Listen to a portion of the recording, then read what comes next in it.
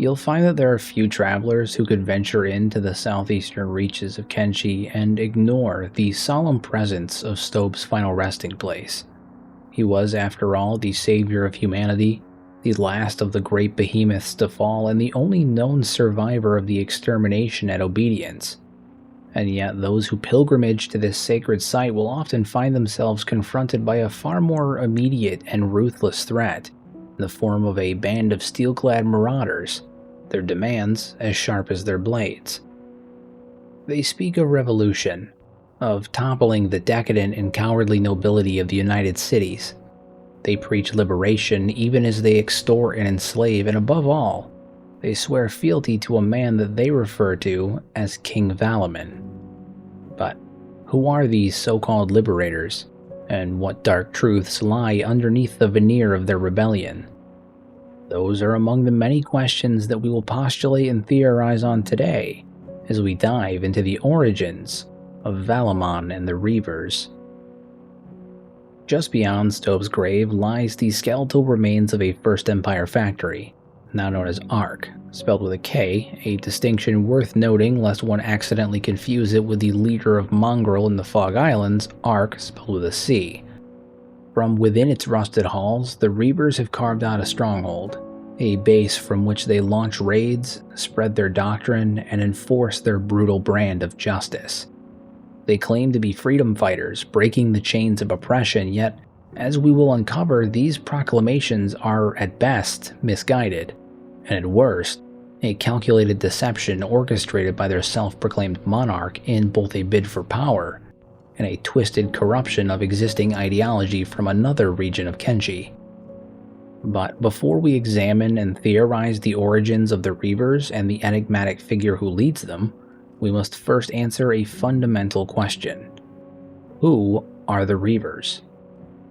The Reavers are, at their core, a faction of bandit slavers driven by a singular belief that the United Cities nobility must fall and that they alone are fit to rule in their place.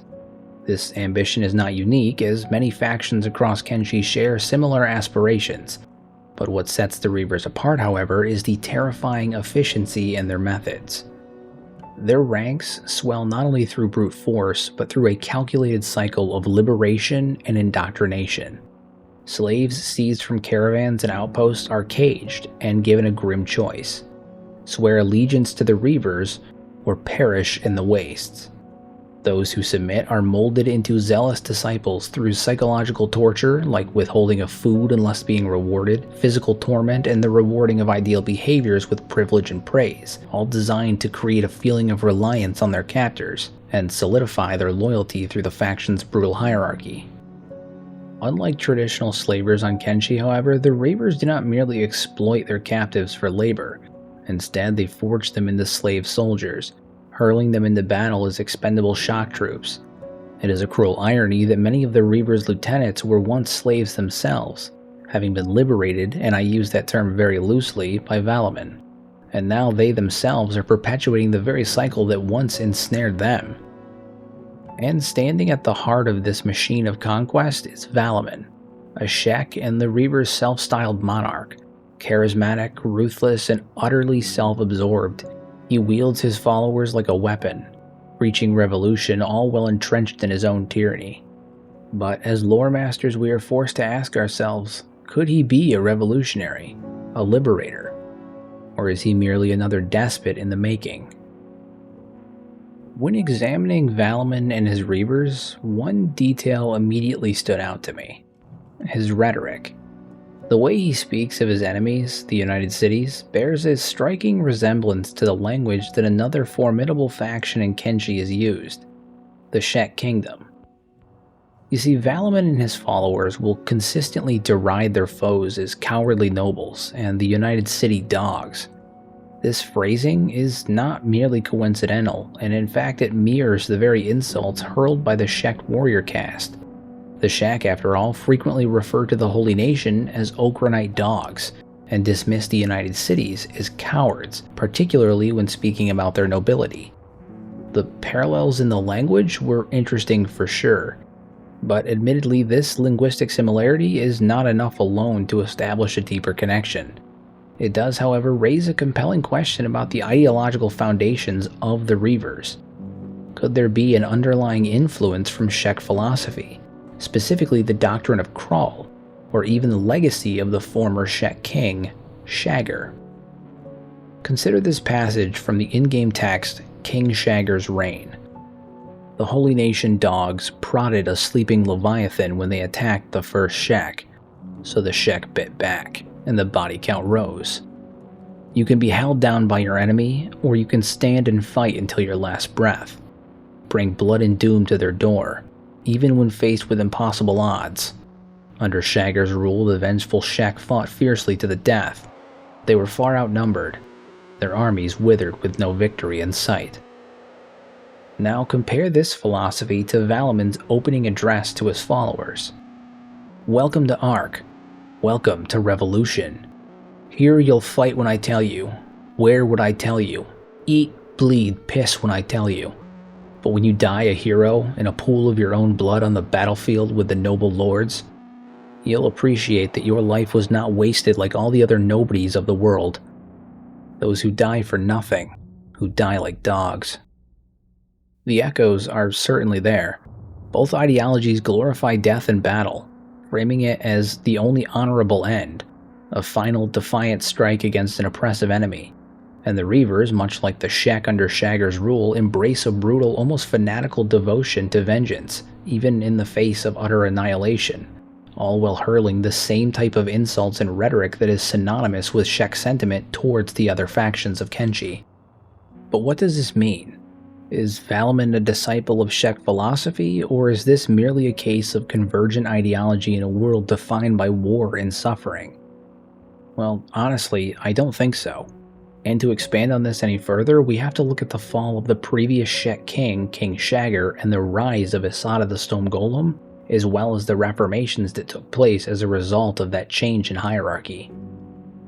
The reign of King Shagger came to an abrupt and bloody end in the not-so-distant past of Kenshi's history.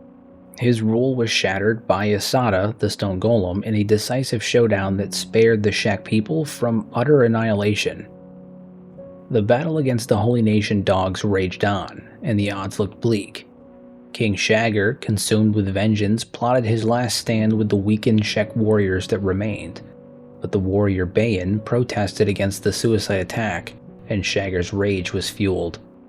Amidst his threats and bellows, the Stone Golem stepped in and boomed.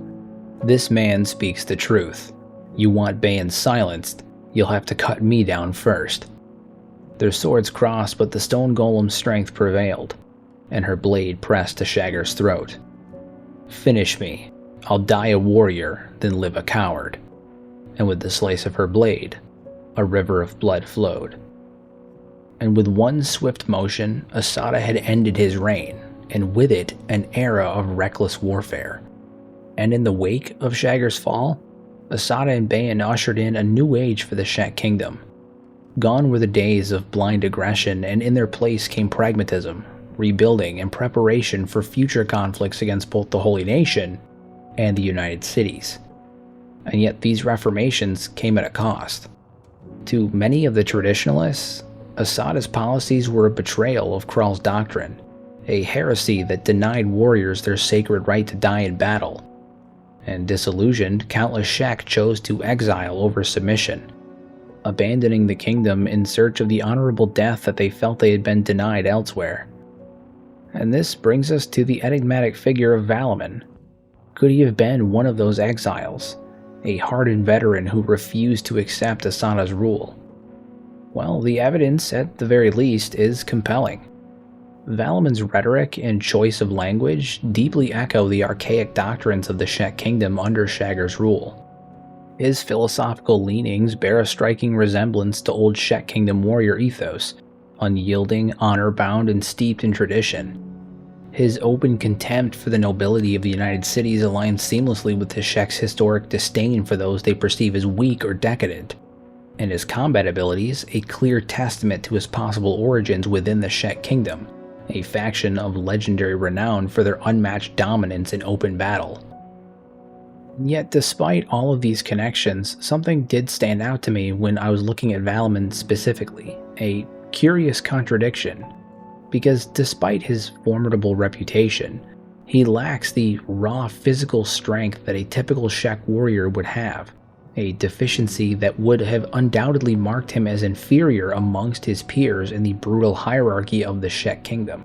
And as I expand upon this, may actually explain his personality and mindset in the current day.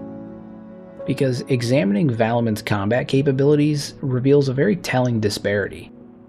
His stats and attributes make it pretty clear that he was most definitely not a member of the 5 Invincibles who served under Shagger, and instead they actually bear a closer resemblance to the Shek's 100 Guardians.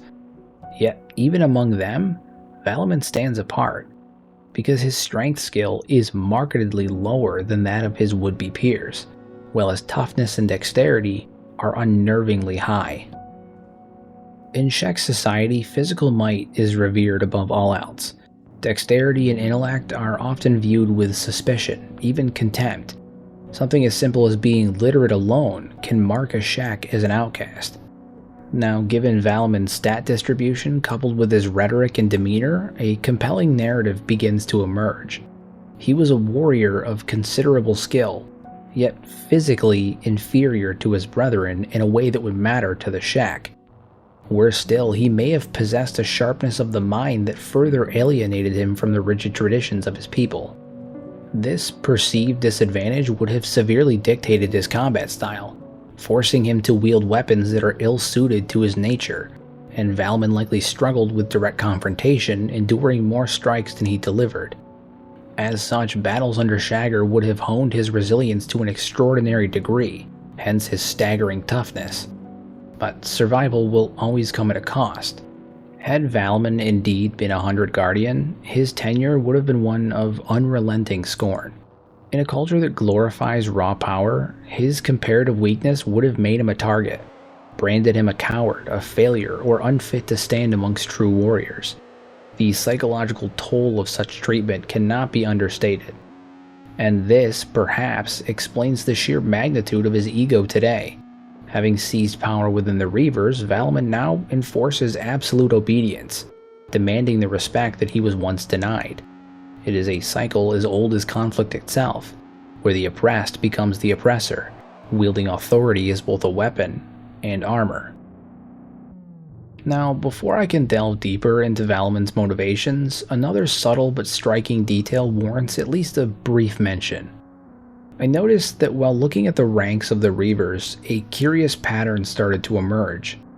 Amongst the Shek members of the Reavers, only the lowest tier, being that of slaves and whelps, are hornless.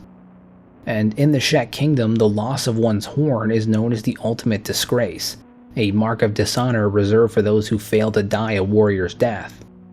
Now, admittedly, this could just be a matter of the way that characters are generated within the faction, but I think I would be doing myself and all of you a disservice if I didn't point out this possible coincidence, because the implications are relatively difficult to ignore should this actually be the case. That even as a renegade, Valamin still in many ways clings to the ideology of the Shek and keeps those who had lost their horn at the bottom of his hierarchy.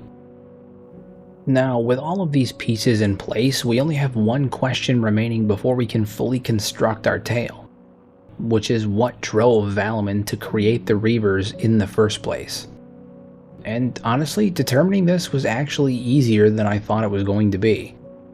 You see, after the traditionalists left the Shek kingdom, many of them made their way to other regions looking for battles with worthy opponents and seeking the honorable death that they felt they had been denied when Asada took over.